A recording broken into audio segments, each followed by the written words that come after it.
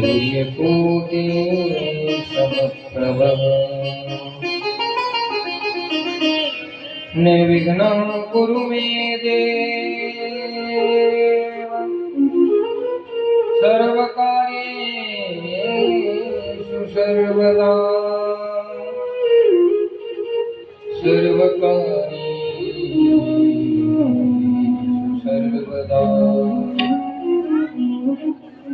गजाननं भूतगणादिसेवितं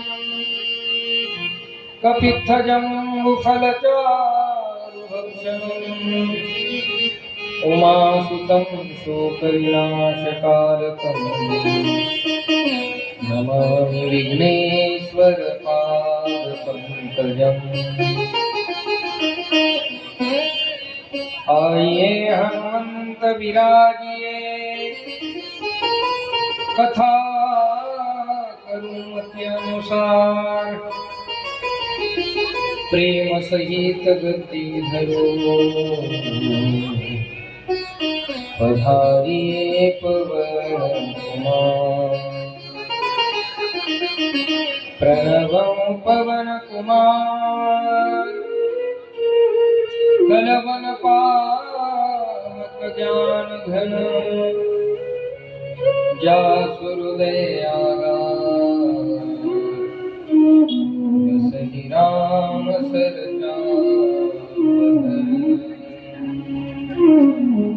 नागेन्द्रहाराय त्रिलोचनाय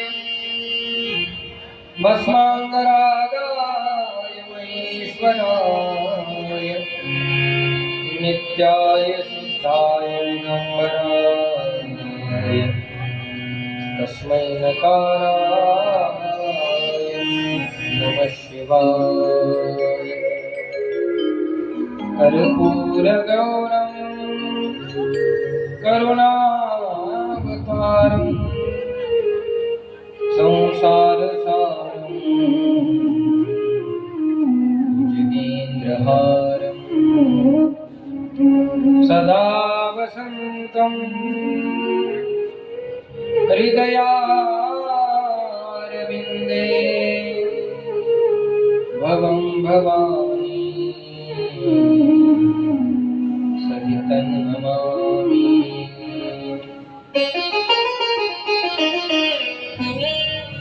नमो विठ्ठला रागया पाण्डुरङ्गा नमो रुक्मिणी माऊली ज्ञानगंगा नमो चंद्रभागा नमो कुंडलिका नमस्कार माधा रुक्मिणी पाण्डुरङ्गा सच्चिदानंद रूपाय विश्वोत्पत्त्यादिहेतवे तापत्रय विनाशाय श्रीकृष्णाय वयं नमः। श्रीकृष्णाय वयं नमः।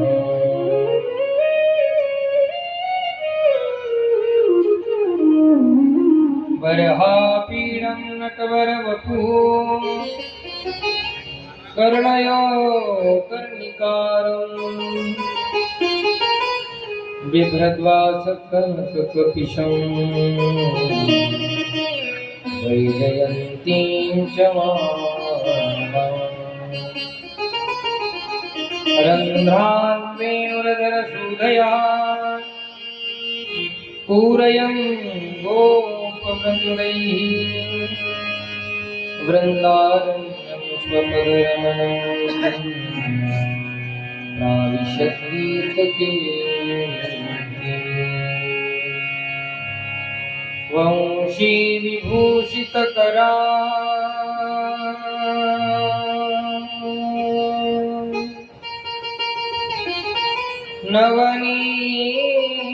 नवनीरदाभा पीताम्बरा कदाधर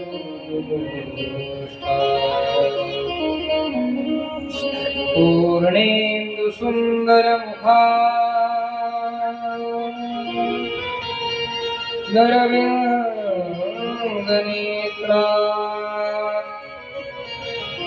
कृष्णात् परं किमपि तत्त्वमहं न जाने। जय जय श्री राधारमण, जय जय नवल किशोर, जय गोपी चित्तचोर प्रभु,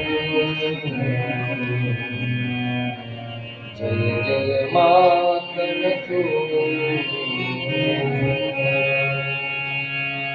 गुरुर्ब्रह्मा गुरुर्विष्णु गुरुर्देवो महेश्वरः,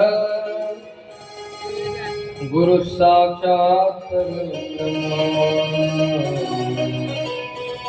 तस्मै श्री गुरवे नमः। श्री राधा मेरी स्वामिनी, मैं राधे तुमको दास, जन्म जन्म मोहि दीजिए, श्री चरणन को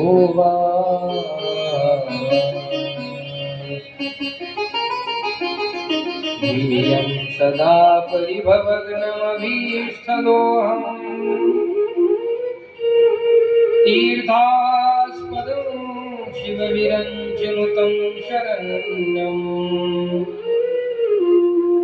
भृत्यार्त्यहं प्रणतपादभवाब्धिपूतं, वन्दे महापुरुषते चरणारविन्दम्, वन्दे महापुरुषते चरणारविन्दम्। श्री संतांचे माथा चरणावरी साष्टांग एकरी दंडवत, विश्रांती पावलो साठावरी, वाढव्यंतरी प्रेमसो।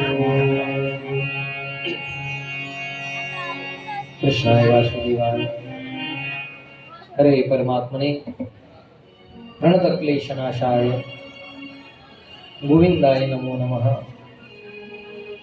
परम मंगलमय परात्पर अखिलेश्वर, दलित विनंदुत पीतांबरधारी, भक्तवांछा कल्पतरू, जगताची उत्पत्ती स्थिती लय करणारे नंदनंदन भगवान कृष्ण कन्हैया आणि त्या कृष्ण कन्हैयाची वाङ्मयीन प्रतिमूर्ती म्हणजे श्रीमद भागवत। तेनेयम वाङ्मयी मूर्ती प्रत्यक्षा वर्तते हरेः।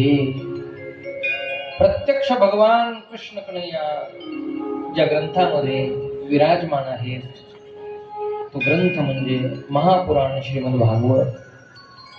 18,000 श्लोकांच्या रूपाने भगवान या ग्रंथामध्ये विराजित आहे आणि अशा या दिव्य श्लोक संहितेची श्रीमद भागवत ग्रंथाची सेवा, संगती, सहवास, सानिध्य गेल्या 3 दिवसापासून आपल्या सर्व भाग्यवान मंडळींना लाभत आहे। आज कथिता चतुर्थ दिवस आहे। श्री हरिबाबा महाराजांचं पावन चरण सानिध्य लाभलेलं आहे। महाराजांचा पुण्य उत्सव आहे आणि त्या पुण्यतिथीच्या उत्सवामध्ये या प्रभूची दिव्य कथा जरी कृष्ण कन्हैयाची असली तरी ही कथा हरिबाबा महाराजांचीच आहे। तुम्ही म्हणाल महाराज कथा कृष्णाची आणि हरिबाबा महाराजांची कशी म्हणतात? कारण त्याचं एक नाव आहे हरी, कन्हैयाचं नाव काय? हरी। हरति पापानी ती हरी। आमच्या पापाचं जो हरण करतो त्याचं नाव आहे हरी।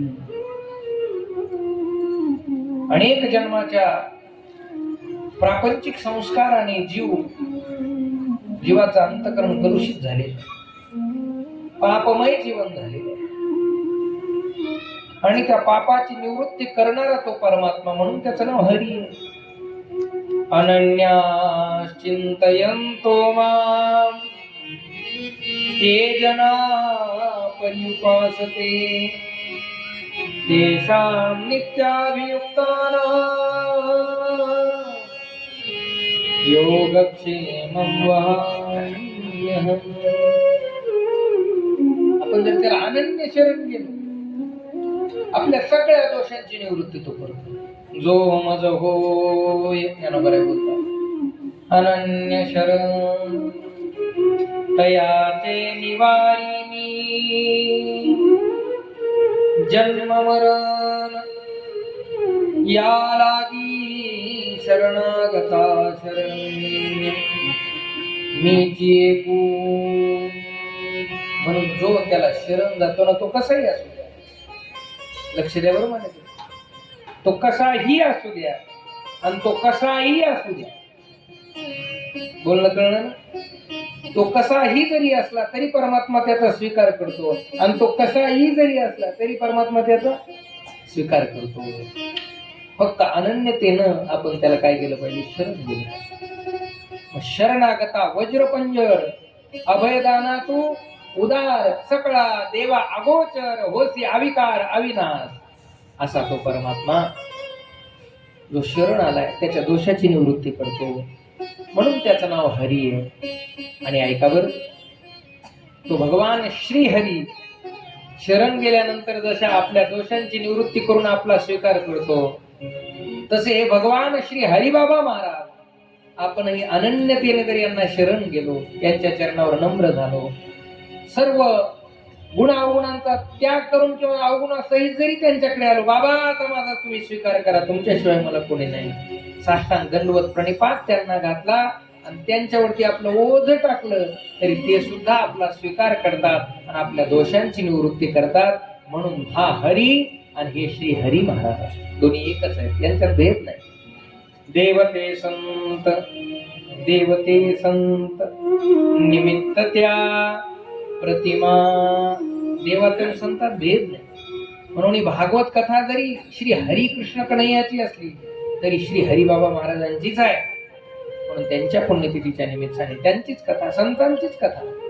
म्हणून कन्हैयाच्या जरी कथा असल्या तरी अगोदर संतांच्या कथा पण ऐकत आहोत, प्रल्हादांची कथा ऐकत आहोत, भगवत भक्ताच्या कथा ऐकत आहोत, ध्रुवजींची कथा आहे, उत्तानपादांची कथा आहे, अशा अनेक साधूंच्या महात्म्यांच्या कथा आहे.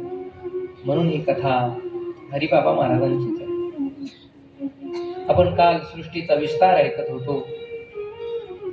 ब्रह्मदेव, भगवान ब्रह्मदेवाने या सृष्टीची निर्मिती आणि सृष्टीचा विस्तार करण्याकरता सृष्टी उत्पत्तीचे अनेक पर्याय केले. पहिल्यांदा सनकादिक ऋषींना आपल्या मुलांना सांगितलं सृष्टी निर्माण करा. त्यांनी सांगितलं आम्ही देवाच्या भजनाशिवाय काय करणार, मी सृष्टी निर्मितीच्या भानगडीत पडणार ना, आम्ही फक्त देवाचं भजन करू. कारण सनकादिकांना भजन फार प्रिय आहे आणि आमच्या फड परंपरेत सुद्धा भजन फार प्रिय आहे. आमच्या फड परंपरेत 4-4 तास भजन चालतं गाठेवरच. सकाळी 7ला भजन सुरू होतं, 10ला न्याहारीला थांबतं, पुन्हा भजन सुरू होतं. तुका म्हणे येथे भजन प्रमाण. तसं भजनावर फार प्रेम. सनकादिकांनी सांगितलं आम्ही हे भानगडीत पडणं, आम्ही फक्त देवाचं काय करू. आणि आजही सनकादिक देवाचं भजन करतात, चालू आहे त्यांचं भजन. ब्रह्मदेव म्हणले माझेच मुलं माझी आज्ञा पालन करत नाहीत. राग आला, संगती लावून द्यावं म्हणून सांगतोय. भ्रुकुटीतून पुन्हा रुद्राची निर्मिती, रुद्र शंकरांना सृष्टी निर्माण करायला सांगितली. त्यांची भूत प्रेत पिशाच्यांची सृष्टी ब्रह्मदेवाने पुन्हा सृष्टी थांबवली. 10 मानसपुत्र निर्माण केले. शरीरापासून एका उजव्या भागाने मनु महाराज आणि डाव्या बाजूतून शत्रुपा यांची निर्मिती केली आणि मनु शत्रुपांना सृष्टी निर्मितीचं कार्य दिलं. सृष्टी रसातळाला गेली होती, हिरण्याक्षाने ती नेली होती. काल मी तुम्हाला सांगितलं ती सृष्टी काढण्याकरता पुन्हा भगवंताने एक अवतार घेतला. कोणता अवतार घेतला? वराह. आणि मग मनु शत्रुपा या त्या सृष्टीवरती सृष्टी विस्ताराचं कार्य करतात. त्यांना 5 लेकरं झाली, 3 मुली झाल्या, 2 मुलं झाली. 3 मुली त्यांचं चरित्र मी तुम्हाला काल सांगितलं. त्या 3 मुली कोणत्या? आकुती, देवहूती आणि प्रसूती. देवहूती मातेचं चरित्र आपण ऐकलं, जिच्या पोटी भगवान कपिल जन्माला आले. प्रसूती मातेचं चरित्र आपण ऐकलं, जिच्या पोटी भगवान यज्ञनारायण प्रगट झाले. आणि प्रसूती मातेचं चरित्र आपण ऐकलं, जिच्या पोटी प्रत्यक्ष भगवती परांबा जगदंबा भगवती सती मातेचा अवतार झाला. ज्या सती मातेचं भगवान भोलेबाबांवरती निस्सीम प्रेम होतं. किती प्रेम होतं! भोलेबाबांची झालेली अवज्ञा, भोलेबाबांचा झालेला अवमान तिला सहन झाला नाही. आणि आपल्या पती करता, शंकरांकरता सती मातेनं या यज्ञकुंडामध्ये आपला देहत्याग केला. सती मरत हरिसनवर मागा, जन्म जन्म शिव पद अनुरागा. मरताना इच्छा केली, मला भगवान शंकरांचीच प्रीती मिळावी, त्यांचीच पत्नी म्हणून मी पुढचा जन्म मला मिळावा, शंकरच मला जन्मोजन्मात पती प्राप्त व्हावे. म्हणून तीच सती पुढच्या अवतारात कोण झाली? तेही कारण हिमगिरी गृह जाई, जननी पार्वती तनु पाई. तेही कारण हिमगिरी, हिम म्हणजे पर्वत, पर्वत राजाची कन्या झाली म्हणून तिचं नाव पार्वती. बोलिये पार्वती माता की जय. मी काल या कथेचं फल सांगितलं. ज्यांच्या प्रापंचिक जीवनात कलह होत असतील, कलह, ते कलह थांबावेत. कलह कळतात ना तुम्हाला? कलह कळतो की नाही? चांगलाच कळतो. कळतो की नाही म्हणजे काय? चांगला कळतो. कलह म्हणजे भांडण, कंठे. ते भांडण जर होत असतील, तर पती पत्नीमध्ये जमत नसेल, तर शंकराची आणि पार्वतीची सती मैयाची कथा ऐकावी. आपोआप त्या भोवती प्रापंचिक जीवनामध्ये पती पत्नींचं प्रेम वाढतं. तसे शिवपुराणात बरेच आणखीन फायदे. आता मी माझ्या समोर भागवत आहे, म्हणून मी भागवताचं चिंतन करत आहे. आणि इथे सतीचं चरित्र आहे. असं दिव्य त्या मनु महाराजांच्या आणि शत्रुपाराणीच्या कथे विस्ताराचा आपण चिंतन करत होतो. त्यांना 2 मुलं झाली. परीक्षित महाराजांनी पुन्हा शुकाचार्यांना विचारलं, महाराज तुम्ही त्या 3 कन्यांचं चरित्र आम्हाला सांगितलं, पण त्या 2 मुलांचा वंश पुढे सांगा. ठीक आहे म्हणले, सांगतो. आता त्यातला जो उत्तानपाद नावाचा राजा आहे त्याचं चरित्र सांगतो म्हणले, ऐका. जाये उत्तानपादस्य सुनीती सुरुचिस्तयोः. त्यातला जो उत्तानपाद राजा आहे त्याला 2 पत्न्या होत्या. म्हटले तुम्हाला चरित्र माहिती आहे, यातला सिद्धांत तेवढा आपल्याला घ्यायचा. त्याला 2 पत्न्या. आता उत्तानपाद शब्दाचा अर्थ काय? उत्तानपाद शब्दाचा अर्थ आहे ऊर्ध्व पादव यस्य सहा उत्तानपादः. ज्याचे पाय वर आहेत आणि मुंडकं खाली आहे त्याचं नाव उत्तानपाद. आणि प्रत्येक जीव म्हणजेच उत्तानपाद. पूजनीय डोंगरेजी महाराज सांगायचे, ते वेदांत सांगायचे त्या कथेत. जीव हाच कोणी एक उत्तानपाद आहे. प्रत्येक जीवाला 2, मग स्त्री असू द्या पुरुष असू द्या, जीवाला 2 बायका. त्या 2 बायका कोणत्या? एक सुरुची आणि सुनीती शब्दाचा अर्थ एक सद्बुद्धी आणि दुसरी दुर्बुद्धी. प्रत्येक जीवाकडे 2 आहे. मग माणसाला सद्बुद्धी आवडते का दुर्बुद्धी आवडते? ते लहान लेकरू जर झोपत नसलं ना, तर लेकरू आजीकडे जातं, आजी आजी मला झोप येईन, गोष्ट सांग गोष्ट. मग आजीच्याकडं गोष्ट ठरलेली आजी, मग त्याला मांडीवर घ्यायची सांगायची, बाळा एक राजा होता, त्याला 2 पाठे. तुम्हाला एक आवडती होती, दुसरी तसंच आहे.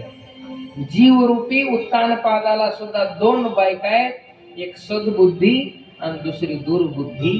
माणसाला सद्बुद्धी आवडेलच हे सांगता येत नाही, आणि दुर्बुद्धी आवडल्याशिवाय राहत. अंतःकरणात चांगला विचार जास्त वेळ राहत नाही, वाईट विचार घर केल्याशिवाय. म्हणून तर तुकोबरायांसारख्या महात्म्याला सुद्धा प्रार्थना करावी लागली, देवा द्यायचीच असेल तर काय दे, सद्बुद्धी दे. मी तर माझ्या रोजच्या नित्यनेमात देवपूजेतच हा अभंगच लिहून टाकायचा, रोज म्हणायचा. तुकाराम महाराज देवाला म्हणतात, आपण का म्हणू? दुर्बुद्धी ते म्हणा दुर्बुद्धी ते म्हणा दुर्बुद्धी ते म्हणा दुर्बुद्धी ते म्हणा जगात उपजो नारायणा जगात उपजो नारायण नारायण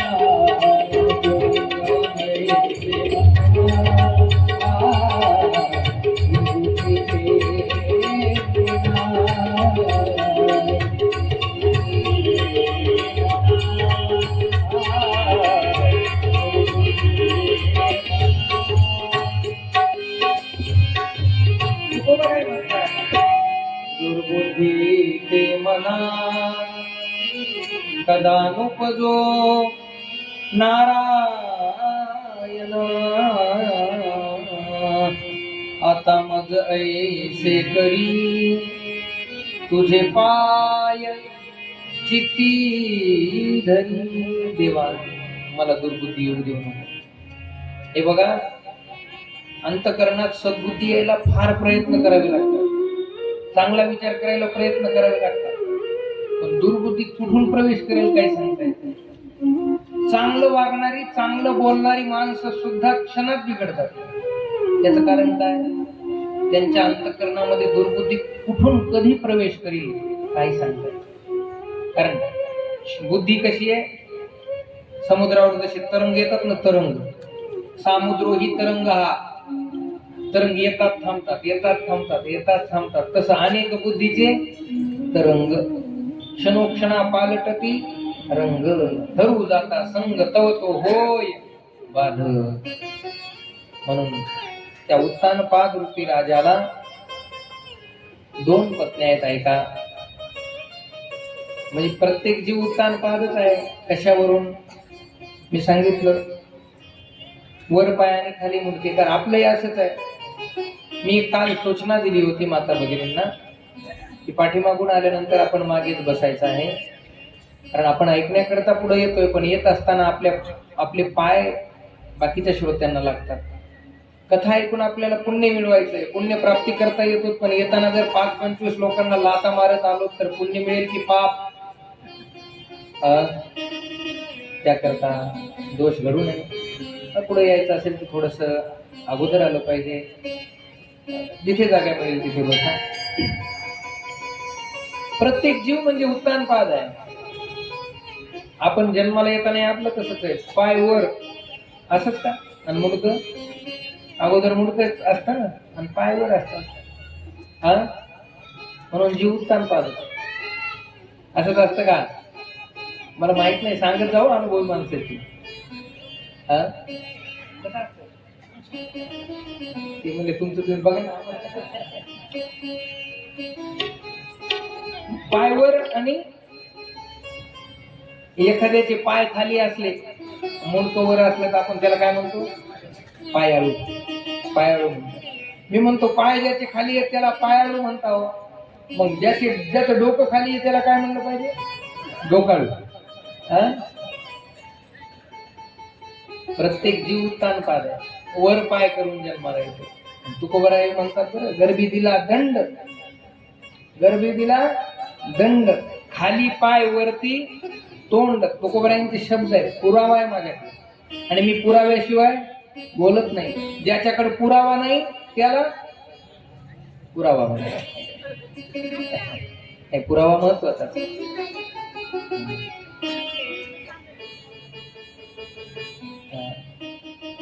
काय सांगू लागलो मी? उत्तानपाद. विक्षेप आप लक्ष देऊन ऐका बरं. प्रत्येक जीव म्हणजे उत्तानपाद आहे. याला दोन पत्न्या होत्या, एक सुरुची आणि सुनीती. सुरुची आवडत नव्हती, सुनीती आवडत नव्हती, सुरुची आवडती होती. सु म्हणजे चांगली, नीती म्हणजे आहार, व्यवहार, विचार, धर्म नीतीचा हा ऐकावा, व्यवहार निवडिले सारा साराही. धर्माचा नीतीचा व्यवहार कोणाला आवडत नाही. चांगला व्यवहार कधी कुणाला. हे बाळा काय पाहिजे तुला, काय पाहिजे. राधे कृष्णा कृष्णा कृष्णा राधे राधे. राधे श्याम राधे श्याम श्याम श्याम राधे राधे.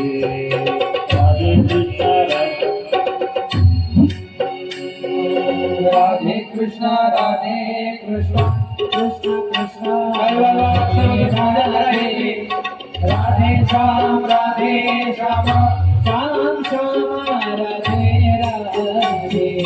राधे कृष्णा कृष्णा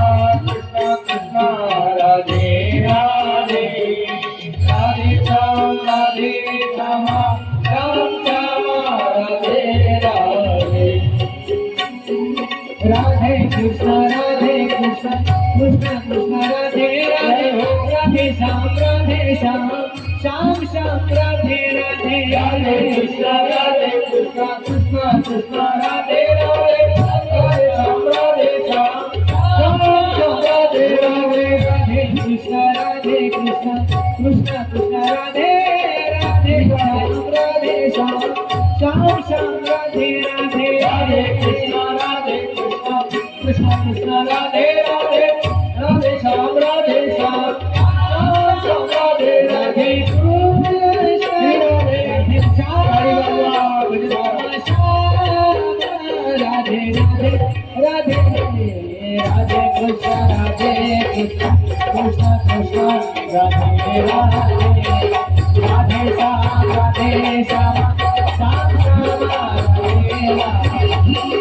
राधे कृष्णा कृष्णा कृष्णा राधे राधे.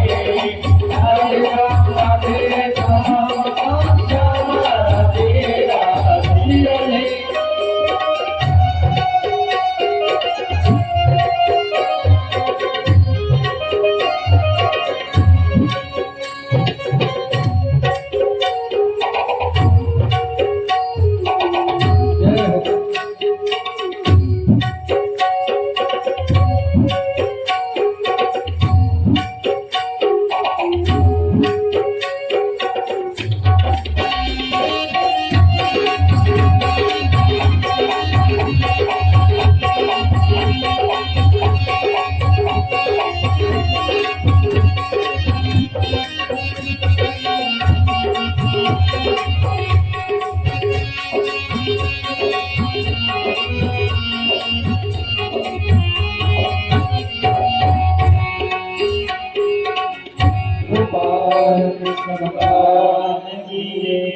भागवत महापुराण राधा रानी सरकार की जय. श्री राधे.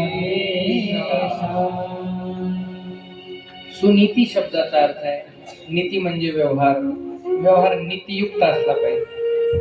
पण नीतियुक्त व्यवहार प्रत्येकालाच आवडेल असं सांगता येत नाही. उत्तानपाद राजाला सुद्धा सुनीतीविषयी प्रीती कमी होती. सुरुची फार आवडायची. रुची म्हणजे काय? रुची म्हणजेच आवड. सु म्हणजे चांगली. जीवालाही बघा चांगलं खायला आवडतं, चांगलं प्यायला आवडतं, चांगलं लिहायला आवडतं की नाही?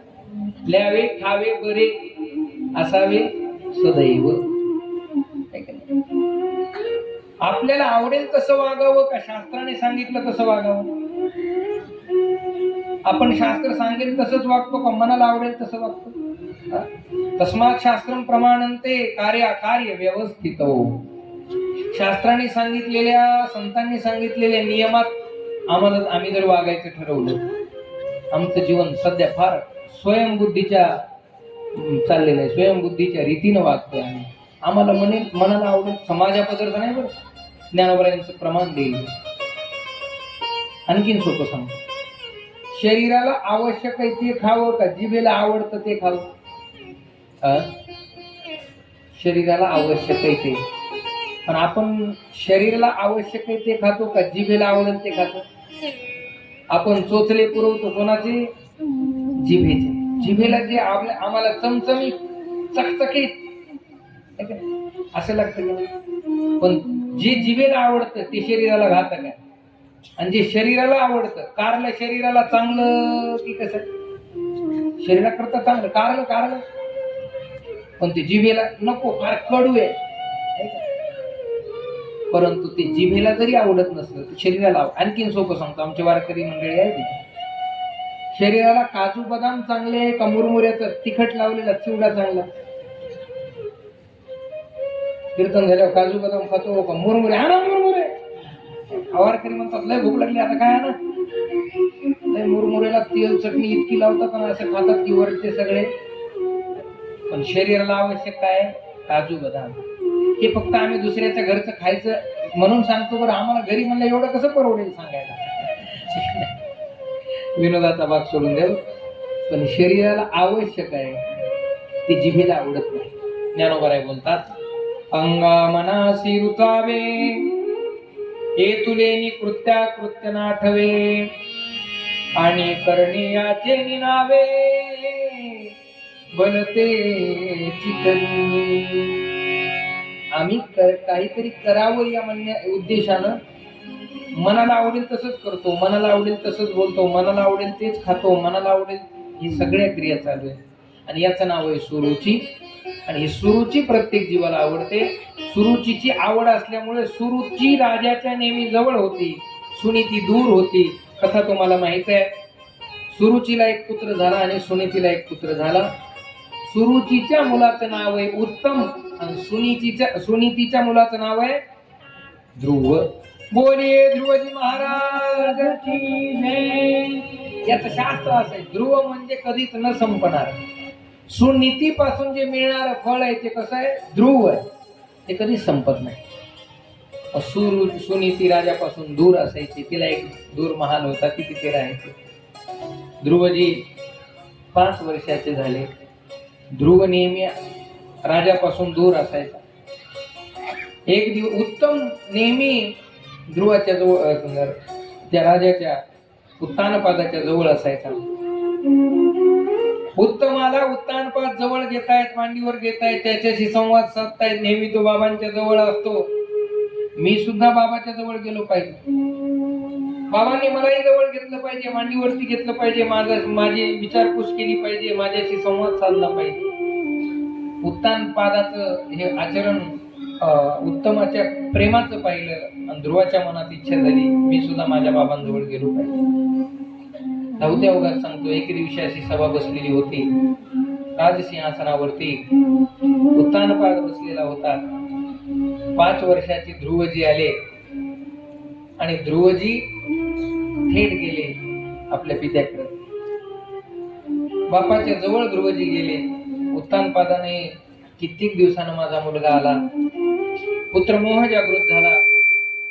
जवळ घेतलं, मांडीवरती घेतलं, तोंडावरून हात फिरवला, पटापटा ध्रुवजींचे मुखे घेतले आणि ध्रुवजींना उत्तानपाद प्रेमाचे 4 शब्द बोलू लागले. या दोघांचं बोलणं पाहिलं कुणी? सुरुचीने. सुरुचीने ते बोलणं पाहिलं. सुरुचीच्या अंतःकरणातला सवती मत्सर जागा झाला. हा माझ्या सवतीचा पुत्र आहे, माझ्या पतीच्या मांडीवरती जाऊन बसलाय, सिंहासनावरती जाऊन बसलाय, आणि यांच्या गोड गोड बोलण्यात जर माझ्या मालकाच्या मनात ध्रुवाविषयी प्रेम प्रीती निर्माण झाली तर रोज रोज ध्रुवजी उत्तानपादा राजांच्या जवळ जाईल. मग एक दिवस त्या आसनावर बसेल, एक दिवस तो ध्रुव राजा होईल आणि माझा पुत्र उत्तम मात्र याचा दास होईल, नौकर होईल.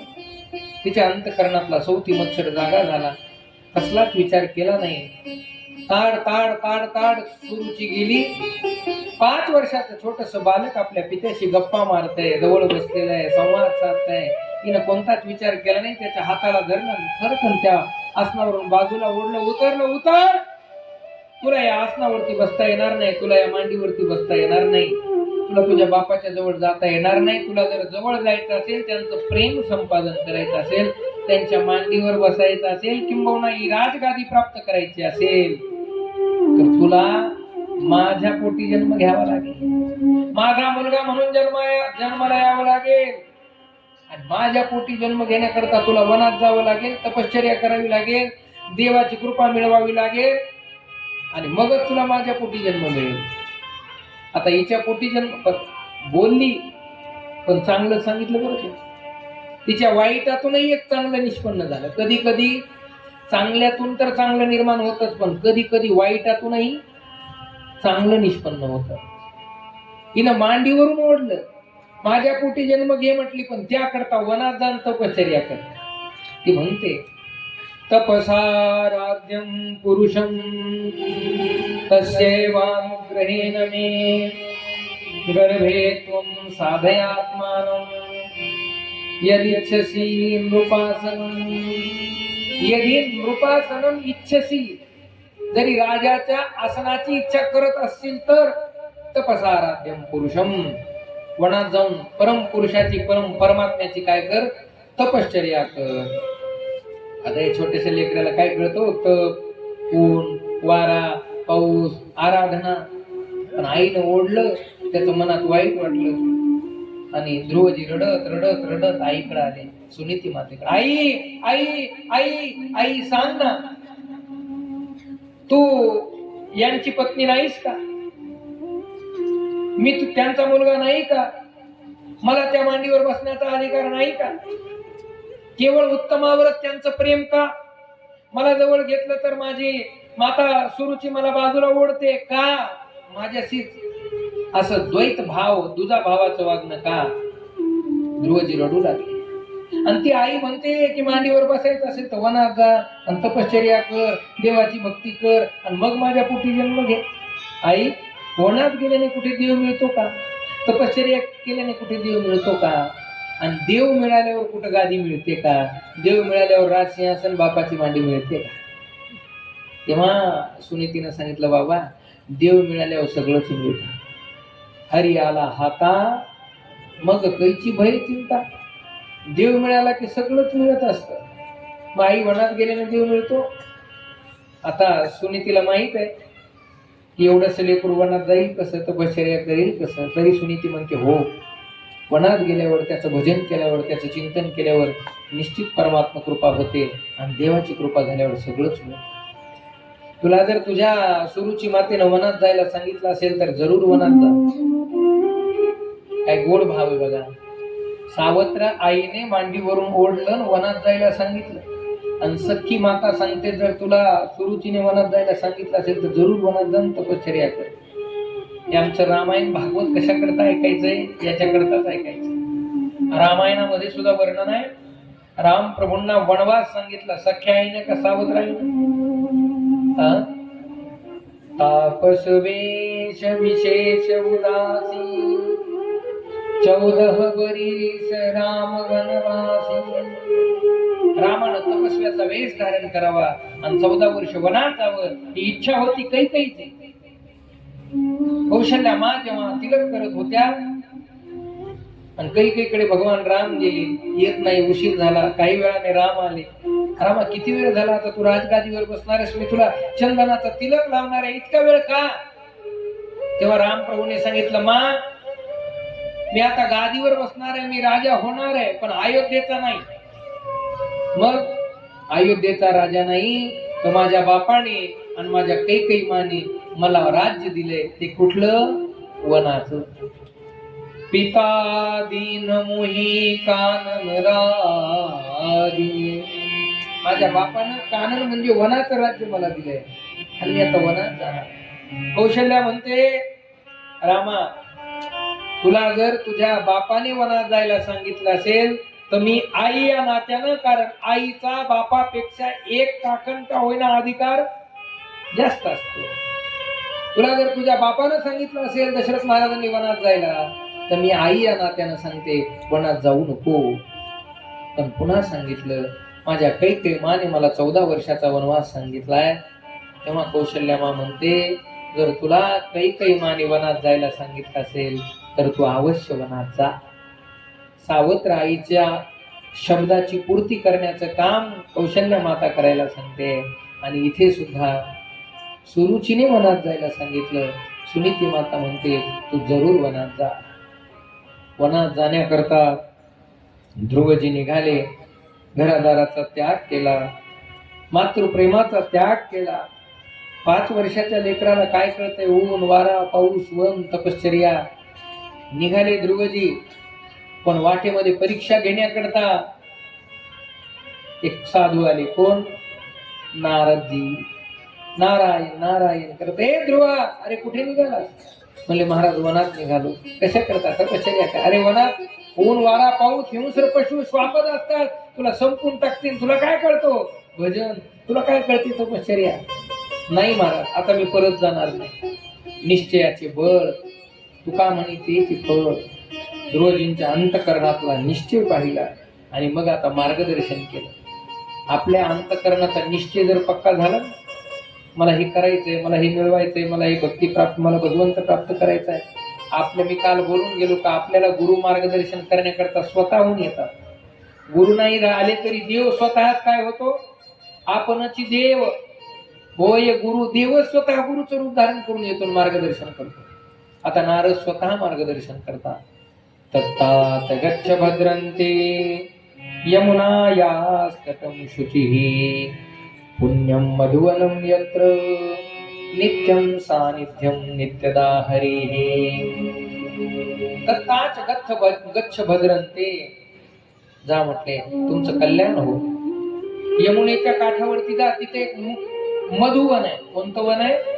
मधुवन. पुण्यम मधुवनम यत्र, तिथे पुण्य फार पुण्यवान वन आहे. तिथे जाऊन परमात्म्याचं चिंतन करा, कारण सानिध्यम नित्यदा हरे, तिथे प्रत्यक्ष भगवान कायम वास्तव्य करतात. नारदांनी उपदेश केला, द्वादशाक्षरी मंत्राचा उपदेश केला. द्वादशाक्षरी मंत्र घेतला. ध्रुवजी यमुनेच्या काठावरती आले आणि 6 महिने तपश्चर्या केली. निश्चय पक्का असला की 6 महिन्यात सुद्धा देव मिळतो. 6 महिन्याची तपश्चर्या कशी आहे? गोड विस्तारण भागवतात वर्णन आहे. ध्रुवजी आले. बाहेरी पद्मासन रचनी उत्तराभिमुख बैसून, उत्तरेकडे तोंड केले. यमुनेच्या काठावरती पद्मासन लावून प्रभूचं चिंतन केलं आणि तो द्वादशाक्षरी मंत्र जपला. कोणता मंत्र आहे? 2 मिनिट आपण सुद्धा ध्रुवजींबरोबर त्या मंत्राचं चिंतन करणार आहोत. सर्वजण मोठ्या प्रमाणे अगदी 2 मिनिट. ओम नमो भगवते वासुदेवाय, भगवते वासुदेवाय. बोला ओम नमो भगवते वासुदेवाय, ओम नमो भगवते वासुदेवाय, वासुदेवाय नंदनंदनाय वासुदेवाय.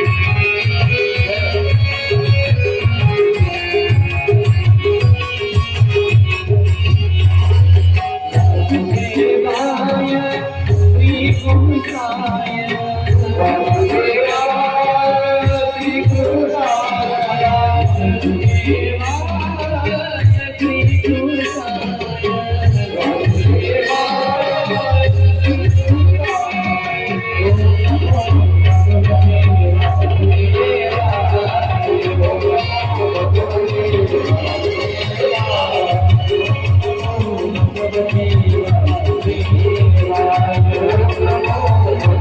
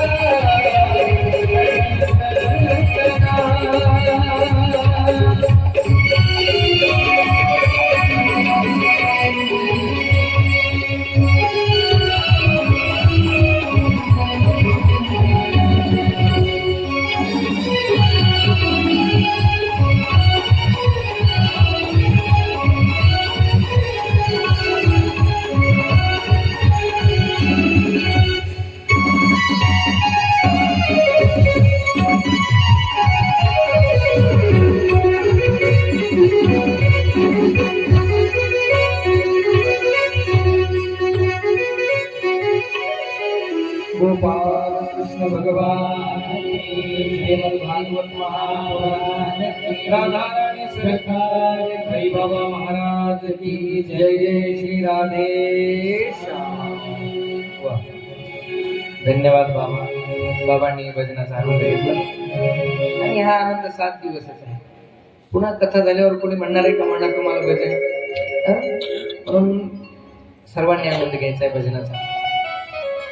ओम नमो भगवते वासुदेवाय या 12 अक्षरी मंत्राचा दिव्य उपदेश नारदांनी केला. मधुवनामध्ये यमुनेच्या काठावरती लक्ष द्या. ध्रुवजी 6 महिन्याची तपश्चर्या आहे. कशी तपश्चर्या आहे? एकदा ध्रुवजी बसले की सुरुवातीला पहिल्या महिन्यात 3 दिवस उठायचेच नाही. 3 दिवस आणि 3 रात्र, त्रिरात्रांते त्रिरात्रांते, 3 दिवस आणि 3 रात्र ध्रुवजींनी उठायचंच नाही. आपण 3 तासात 3दा उठतो कधी एकदा बसल्या उठायचं नसतं. ध्रुवजी 3 दिवस उठले नाही.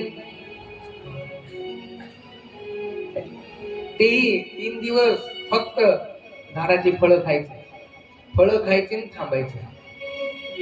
त्रिरात्रांते त्रिरात्रांते पहिला महिना. दुसऱ्या महिन्यामध्ये बसलं तर 6 महिने उठायचं नाही. आता फळं खायचं नाही, फक्त पाणी प्यायचं. फक्त पाणी पिऊन भगवंताचं चिंतन. ओम नमो भगवते वासुदेवाय. तिसऱ्या महिन्यामध्ये नवमे आणि 9 दिवस एकदा बसलं तर 9 दिवस उठायचंच नाही. 9 दिवस आणि 9 रात्र एकदा बसलं तर उठायचंच. चौथ्या महिन्यात चतुर्थ वैमपि रात्रम द्वादशे हनी. चतुर्थ वैमपि मासम. चौथ्या महिन्यामध्ये 12 दिवस एकदा बसलं की उठायचंच नाही. आता फळं नाही, पाणी नाही, फक्त झाडाची पानं, फक्त पानं खाऊन तपश्चर्या, पाला खाऊन. तुकोबरायांचं एक प्रमाण आहे, तुकोबरायांचं एक अभंग आहे. महाराज म्हणतात काय, खाऊन या पाला, वरवाडुनी गुंडाळुनी चिंध्या, वरवडुनी पाला, खाऊनी विठ्ठला आळवावे. अंगाला चिंध्या गुंडाळायच्या, झाडाचे पान वरवडायचे आणि प्रभूचं चिंतन करायचं. अशी स्थिती ध्रुवजींची होती. तिथून पुढे मात्र आता झाडाचे फळही नाही, पाणी प्यायचं नाही, पानं खायचं नाही, फक्त वायू भक्षण करायचा. वायू काय करायचा? वायू. वायूवर कुठे जगत असतो म्हणून शेवटच्या काळात अन्न पाणी बंद होतं माणसाचं. तरी माणसं 4-8 दिवस का होईना राहतात. माणसं म्हणतात 8 दिवस झाले अन्नाचा कण नाही, पाण्याचा थेंब नाही, मग कशावर जगतात? वायूवर. कारण या शरीरात एक भूत आहे